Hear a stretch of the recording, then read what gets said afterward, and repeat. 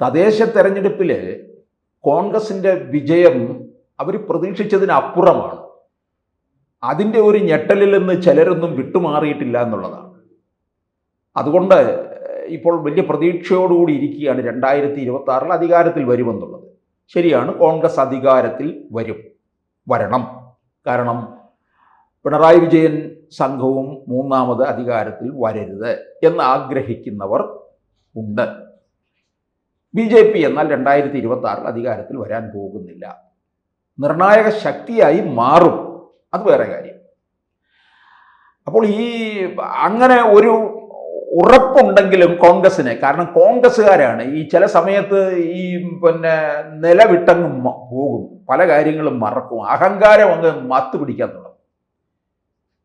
അതാണ് ഈ കോൺഗ്രസ്സുകാരുടെ ഒരു പൊതു സ്വഭാവം. അപ്പോൾ അവർ ചെയ്യുന്നത് മുമ്പോട്ട് പോകണമെന്നുണ്ടെങ്കിൽ കൂടെയുള്ള ഘടകകക്ഷിയായ മുസ്ലിം ലീഗ് ചില കാര്യങ്ങളൊക്കെ ഇങ്ങനെ തയ്യാറെടുത്തുകൊണ്ടിരിക്കുകയാണ്. അവർ പറയുന്നത് മുന്നണി വിപുലീകരിക്കണം എന്നാണ്. മുന്നണി വിപുലീകരിക്കണമെന്നുള്ളത് മുസ്ലിം ലീഗ് വളരെ നേരത്തെ തന്നെ പറഞ്ഞിട്ടുള്ള കാര്യമാണ്. അവർക്ക് മൂന്നാം വട്ടം അധികാരത്തിൽ കയറാതെ മാറി നിൽക്കാൻ പറ്റത്തില്ല. മുസ്ലിം ലീഗിന് അറിയാം പിണറായി വിജയൻ എന്തെങ്കിലും തന്ത്രം കുതന്ത്രം ഒക്കെ കൊണ്ടുണ്ടാക്കി വയ്ക്കും. കോൺഗ്രസിന് ഭൂരിപക്ഷമില്ലാത്ത ഒരു സാഹചര്യത്തിലേക്ക് ഉണ്ടാക്കി വെക്കുമോ എന്ന് ലീഗ് ഭയക്കുന്നുണ്ട്. ഒരു തൂക്കസഭയിലേക്ക് കാര്യങ്ങൾ മാറുമോ? അങ്ങനെ വരുമ്പോൾ അധികാരത്തിന്റെ ഇടനാഴിയിലേക്ക് എത്താൻ കഴിയാതെ വരുന്നതിനെ കുറിച്ചാണ് ലീഗ് ആലോചിക്കുന്നത്. അതുകൊണ്ടാണ് മുന്നണി വിപുലീകരിക്കണം എന്ന് പറയുന്നത്. മുന്നണി വിപുലീകരിക്കണം എന്ന് പറയുമ്പോൾ ആരെ മാത്രമാണ് ഉദ്ദേശിക്കുന്നത്? അത് കേരള കോൺഗ്രസ് ജോസ് കെ മാണി വിഭാഗത്തെ മാത്രമാണ്, അല്ലാതെ വേറൊരാളെ അല്ല. വേറെ അവിടെ നിന്ന് വരാൻ ആരിയിരിക്കുന്നു? CPI വരുമോ? ഇല്ല. ജനാധിപത്യ കേരള കോൺഗ്രസ് ആന്റണി രാജു, അതെവിടെ വരാനാ? അതില്ല, തീർന്നു. പിന്നെ കോൺഗ്രസ് എസ് കടന്നപ്പള്ളി രാമചന്ദ്രൻ ഇനിയിപ്പോൾ മത്സര രംഗത്തൊന്നും ഇറങ്ങത്തില്ല, മാറി നിൽക്കും. പിന്നെ ഗണേഷ് കുമാർ എന്തായാലും തൽക്കാലം വരുമെന്ന് തോന്നുന്നില്ല. പിന്നെ RSP ലെനിസ്റ്റ് കോവൂർ കുഞ്ഞുമോനുണ്ട്. അത് പിന്നെ അവർക്കും വേണേ വന്ന് എടുത്തുകൊണ്ട് പൊക്കോളാൻ പറയും. അങ്ങനെ നിൽക്കുകയാണ്. അപ്പൊ ഇങ്ങനെ ആരെ ഉദ്ദേശിക്കുന്നു എന്ന് ചോദിച്ചാൽ ജോസ് കെ മാണിയെ തന്നെയാണ്. അതിന് മുസ്ലിം ലീഗ് എന്ത് വിട്ടുവീഴ്ചയ്ക്കും തയ്യാറാകും. കാരണം ഈ മുസ്ലിം ലീഗ് കാര്യം അപകടം മനസ്സിലാക്കുന്നുണ്ട്. അതായത് പിണറായി വിജയൻ ഈ ലീഗിന്റെ ജമായത്തെ ഇസ്ലാമി വെൽഫെയർ പാർട്ടി ഈ ബന്ധങ്ങളൊക്കെ ഇങ്ങനെ വിളിച്ചു പറഞ്ഞുകൊണ്ട് മുസ്ലിം ലീഗിന്റെ വോട്ടിനകത്ത് വിള്ളൽ വീഴ്ത്താൻ ശ്രമിക്കും. മുസ്ലിം ലീഗ് ഇവരെ മുഴുവൻ ഒരു കുടക്കീഴിലേക്ക് കൊണ്ടുവന്ന് നിർത്തിയിരിക്കുകയാണ്. അങ്ങനെ ഒരു കുടക്കീഴിലേക്ക് കൊണ്ടുവന്ന് നിർത്തിയിരിക്കുന്ന സാഹചര്യത്തിൽ അത് ആവർത്തിച്ചു കൊണ്ടേയിരിക്കുമെന്നുള്ളതാണ്. മതതീവ്രവാദ ഗ്രൂപ്പുകളുമായിട്ട് മുസ്ലിം ലീഗ് ചേരുന്നു എന്ന് പറഞ്ഞു കൊണ്ടുവരും. ആ പറഞ്ഞു കൊണ്ടുവരുന്നത് സംഭവിക്കാൻ പോകുന്നത് ഇവർക്ക് വോട്ട് വിള്ളൽ വീഴ്ത്തുക എന്നുള്ളതാണ്. അത് ലീഗ് മനസ്സിലാക്കുന്നുണ്ട്.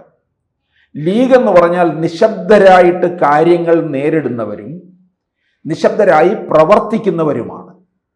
ഇപ്പൊ നിലമ്പൂർ ഉപതെരഞ്ഞെടുപ്പ് നോക്ക്, അവരാണല്ലോ നന്നായിട്ട് അധ്വാനിച്ചത്. അവരധ്വാനിച്ചതൊന്നും അവർ വിളിച്ചു പറഞ്ഞുകൊണ്ട് നടക്കുന്നില്ല. അവരെന്തിനു വേണ്ടി അധ്വാനിച്ചു എന്ന് ചോദിച്ചാൽ, നിലമ്പൂരിലായാലും പാലക്കാടും ഒക്കെ UDFന്റെ വിജയം കയറി വരുമ്പോൾ കേരളത്തിലൊരു UDF തരംഗമുണ്ട് എന്ന് ബോധ്യമാക്കണം. അത് ഈ പഞ്ചായത്ത് തെരഞ്ഞെടുപ്പിലും ലീഗ് അത്തരത്തിലാണ് പ്രയത്നിച്ചത്. UDFനകത്ത് ആരാണ് വർക്ക് ചെയ്യുന്നതെന്ന് ചോദിച്ചാൽ അത് മുസ്ലിം ലീഗ് മാത്രമാണ്.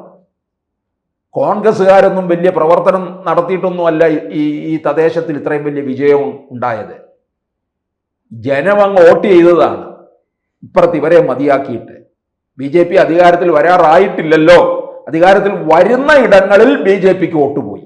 ബാക്കി ഇടങ്ങളിൽ കുത്താവുന്നത് കോൺഗ്രസിനെ കുത്താൻ കഴിയത്തുള്ളൂ. അതുകൊണ്ടാണ് അവിടെ കുത്തിയത്.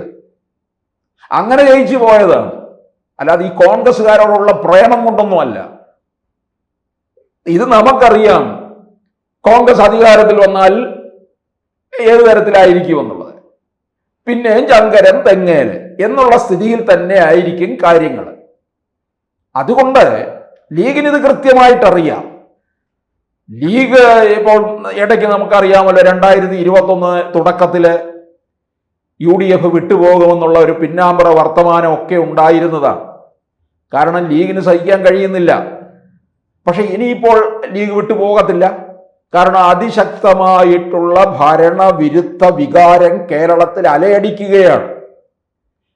2 പിണറായി വിജയൻ വിരുദ്ധ തരംഗം കേരളത്തിലുണ്ട്. ഇതിൻ്റെ ഒരു യഥാർത്ഥ പ്രതിഫലനമാണ് തിരുവനന്തപുരത്ത് കോർപ്പറേഷനിൽ കണ്ടത്. ഇവിടെ ഇനിയിപ്പോൾ നിയമസഭാ തെരഞ്ഞെടുപ്പ് നടക്കുമ്പോൾ തിരുവനന്തപുരത്തായാലും അതുപോലെ കൊല്ലം ജില്ലയിലും ആലപ്പുഴ ജില്ലയിലും തൃശ്ശൂർ ജില്ലയിലും BJP നേടാൻ പോകുന്ന, അവിടെ മാത്രമല്ല കോഴിക്കോട് ജില്ലയിലും, കോഴിക്കോട് 6-ൽ നിന്ന് 13-ലെത്തിയതാണ് കോർപ്പറേഷനിൽ. അതൊക്കെ ലീഗ് കാണുന്നുണ്ടെന്നുള്ളതാണ്. കോഴിക്കോട് എന്നൊക്കെ പറഞ്ഞാൽ നമുക്കറിയാം, അവിടെ പിന്നെ കോൺഗ്രസും മുസ്ലിം ലീഗും ഒക്കെ ആധിപത്യം വയ്ക്കുന്ന ഇടമാണ്. അവിടങ്ങളിലേക്കൊക്കെ BJPയുടെ ഒരു കടന്നുകയറ്റം ഉണ്ടാകുമ്പോൾ അതിൻ്റെ അപകടം അവർ മനസ്സിലാക്കുന്നുണ്ട്. അപ്പോൾ അതിശക്തമായിട്ടുള്ള ത്രികോണ മത്സരത്തിലേക്ക് പോകുന്ന ഇടങ്ങളിൽ അത് BJPക്ക് ഗുണം ചെയ്യുകയും കോൺഗ്രസിന് തകർച്ചയിലേക്ക് പോവുകയും എന്ന് മനസ്സിലാക്കുന്നുണ്ട്. അങ്ങനെ മനസ്സിലാക്കുന്നത് കൊണ്ടാണ് ഇപ്പോൾ ഇവിടെ മുസ്ലിം ലീഗ് വളരെ കഠിനാധ്വാനം ചെയ്യുന്നത്.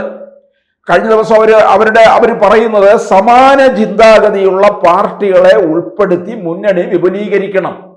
ജോസ് കെ മാണി സമാന ചിന്താഗതിക്കാർ തന്നെയാണ്. ജോസ് കെ മാണിയെ തന്നെയാണ് ഉദ്ദേശിക്കുന്നത്. ജോസ് കെ മാണി തന്നെ ഇപ്പുറത്ത് കൊണ്ടുവരിക എന്നുള്ളതാണ് മുസ്ലിം ലീഗ് ഉന്നയിക്കുന്നത്. അത് കേരള കോൺഗ്രസ് എം അടക്കം പാർട്ടികൾക്ക് തിരിച്ചു വരാനുള്ള സമയമാണിതെന്നും പറയുന്നുണ്ട്. കേരള കോൺഗ്രസ് എം അടക്കം, അത് മറ്റുള്ളവർക്ക് ഇനിയും ആർക്കെങ്കിലും വരണമെന്നുണ്ടെങ്കിൽ വന്നുകൊള്ളട്ടെ എന്നും കൂടിയാണ്.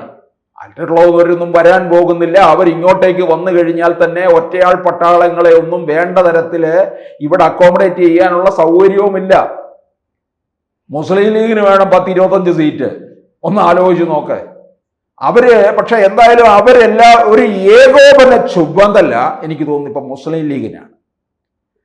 അപ്പോൾ പ്രതിപക്ഷ നേതാവ് VD സതീശനും പറഞ്ഞിട്ടുണ്ട് UDF വിപുലീകരിക്കുമെന്ന്.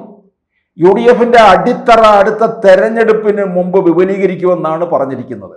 അപ്പോൾ എന്തായാലും മുന്നണി വിപുലീകരണം ഉണ്ടെന്നുള്ളത് ഉറപ്പാണ്. ഇതൊക്കെ എന്തിന്റെ സൂചന നൽകുന്നതെന്ന് ചോദിച്ചാൽ ജോസ് കെ മാണി ഇപ്പുറത്തേക്ക് വരാനായിട്ട് എല്ലാം LDFിൽ നിന്ന് പാക്ക് ചെയ്തുകൊണ്ടിരിക്കുകയാണ് എന്ന് സാരം. കൂടുതൽ വാർത്തകളും വിശേഷങ്ങളും നിങ്ങളിലേക്ക് എത്താൻ ABC മലയാളം സബ്സ്ക്രൈബ് ചെയ്യുക, ബെൽ ബട്ടണും അമർത്തുക.